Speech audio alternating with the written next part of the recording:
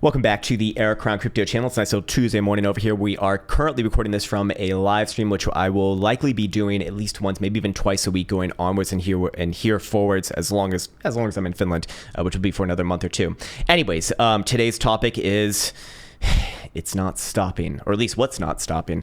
And to answer that question, I'm just going to bring you over to the chart view over here, and we're going to start off with the GBTC chart. So the GBTC chart obviously represents the asset that does trade OTC GBTC, which has, or at least is, one of the most close instruments to getting a Bitcoin ETF. I think it's actually probably closer than BlackRock, and the chart shows it. And this is a chart that we've been referencing for a while now, as it has been essentially giving us a bit of a forwards look as to, well, what to expect with Bitcoin spot. This one was giving signals first, is what I'm trying to say. It was giving signals first, similar to what we did see actually in 2018 and 2019 when we used to reference this channel, or sorry, when we used to reference this chart a lot on this channel, is what I'm trying to say.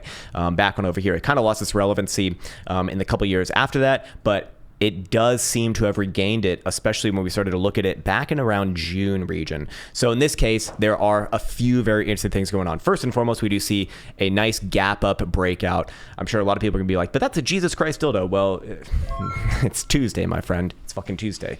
Give it a few more days here. This to me does look like a pretty obvious breakout.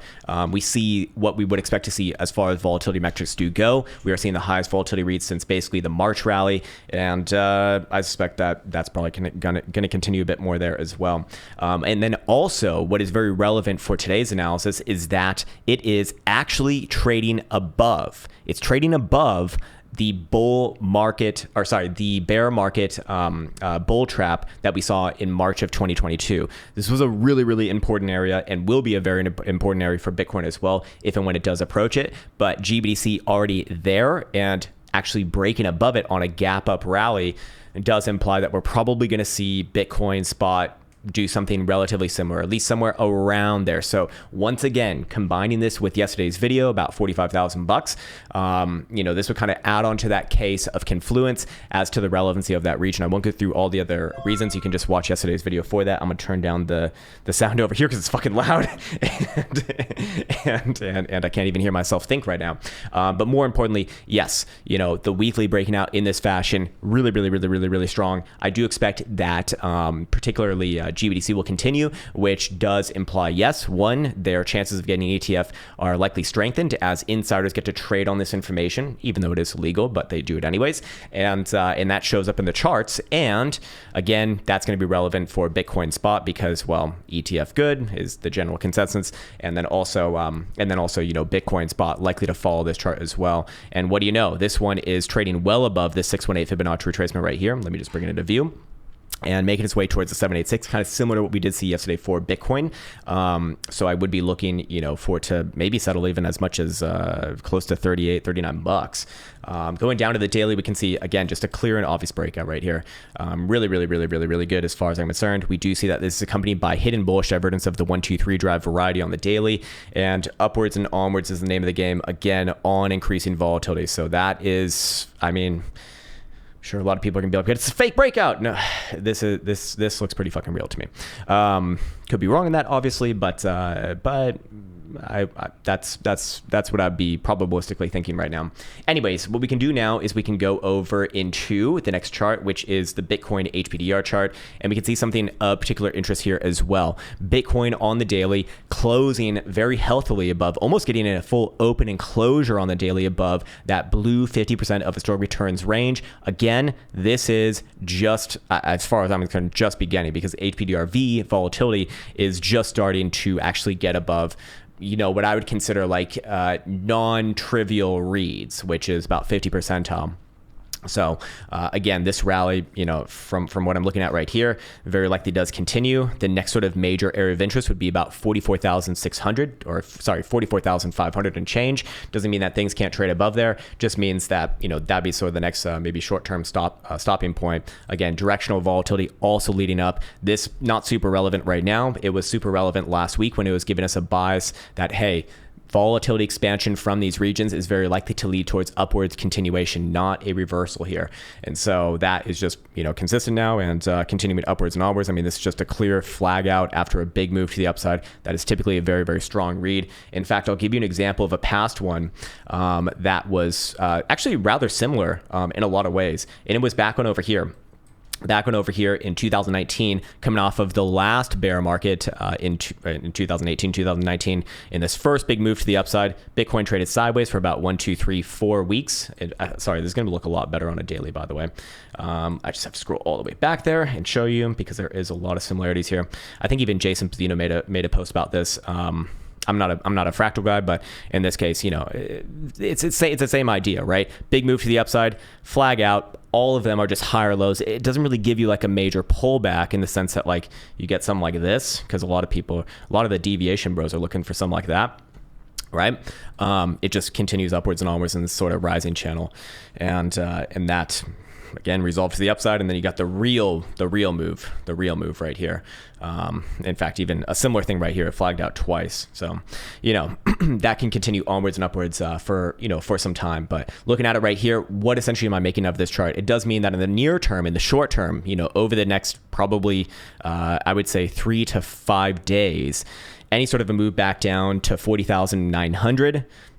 It can happen, yes, but I'd be looking at that as at the very least a bouncy region and probably a nice reversion, reversion area as well. Meaning that if Bitcoin did come back down around there, I think that'd probably be the low of the of that retracement. They're really the only problems that can happen for Bitcoin in the more near term is if you saw a move back down below about $40,000 even below there. Okay, I'm wrong. This is going to be a major, massive fake. I don't know about fake out, but it would just be a major, massive trap, and you can expect quick moves back down to $36,000 or and change. I don't think that's what's happening, but that might be my criteria for that, obviously. So moving on to the next thing, I do want to go into some Bitcoin statistics for the daily.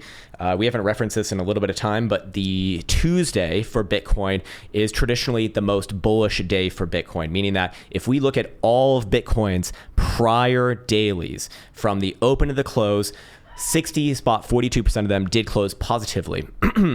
And that is the highest by far of any of the days for Bitcoin, except for Friday. Friday also is kind of decent. With an average return of about 2%. So if we put this on a daily, where would 2% on top of current price on top of the current open look like? And let's see, 2%. Oh, Jesus. Okay. It's like a move for ants, just, about 42,800.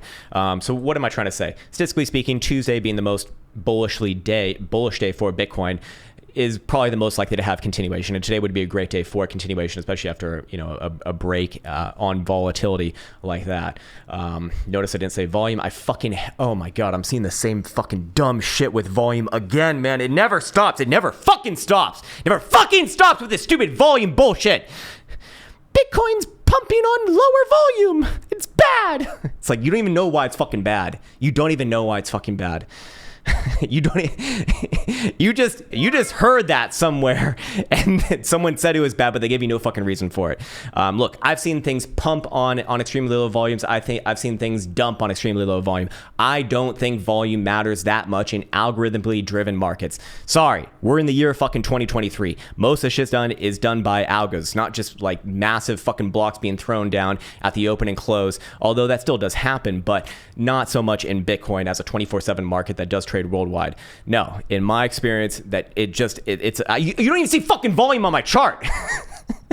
These volume motherfuckers, man, it just, oh man, oh God, they should be banned. The TA police should come around and take them to shitcoin jail.